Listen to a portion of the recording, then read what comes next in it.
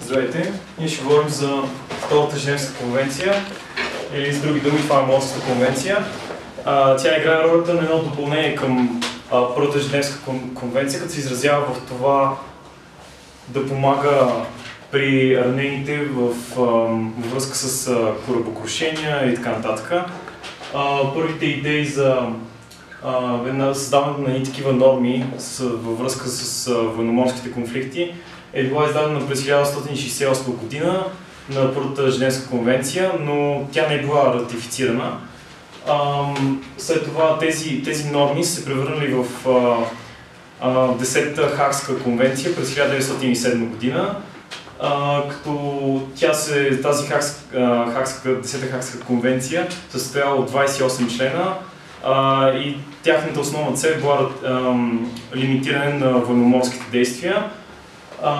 Самата Женевска конвенция е била официално приета през 1949 година, състояла се от 63 члена и е била съвсем неприкосновена и по-точно различна от Хагската конвенция. Мисля, базирана е върху Хагската конвенция, но двете са били абсолютно независими. И така, моят колега ще продължи нататък. Както вече той каза, тази конвенция е с малко по-специфична област на действие, тъй като тя се прилага само за конфликти, които се стават на територията на морето. Може да бъде.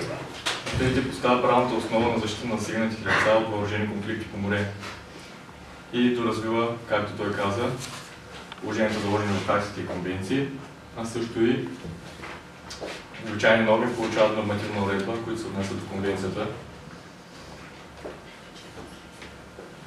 Действие в приложимост. Основната приложимост се прилага за договарящи страни, тези, които са страни по конвенцията, естествено. По отношение на ранените, болните и претърпелите корабокрушения, децата от състава на санитарния и богослужебния персонал, военните болници, т.е. корабите, морските съдове, и намиращи се на брега лечебни заведения. Като цяло, можем да кажем, че този персонал има един вид имунитет, защото той може да бъде задържан, може да бъде пленяван, но в това се случи, при първа възможност, те трябва да бъдат върнати и те получават статута на военнопленници. Първата конвенция. Така, за отличителните емблеми, естествено, всеки морски съд, който извършва такава дейност, трябва да има отличителна емблема, както отстрани, така и за да може да бъде видим за въздухоплавателните средства.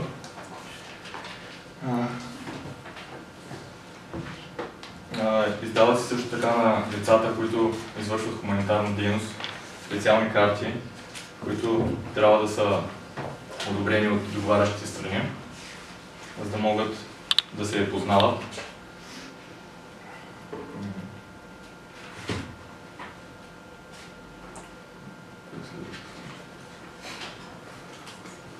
Изпълнение на конвенцията е важно, че се забраняват репресиите върху ранените, болните и претърпелите корабокрушения, професионални тези, които това се казва в член 47.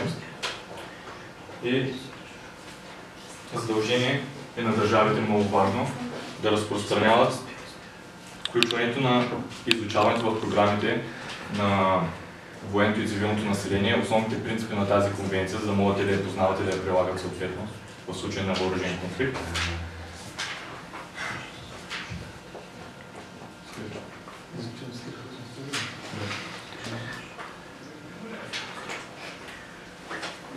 Страните по конвенцията естествено се задължават да предприемат съответните законодателни мерки, за да осигурят ефективни наказателни санкции спрямо лицата, извършили деяния в нарушение на конвенцията и съответно те имат задължение да издирват лица, за които има информация, че са извършили такива нарушения.